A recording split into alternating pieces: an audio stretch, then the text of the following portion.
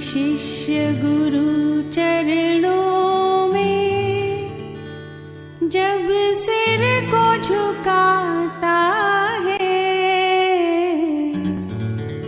परमात्मा खुद आकर आशीष लुटाता है। परमात्मा खुद आकर आशीष लुटाता है।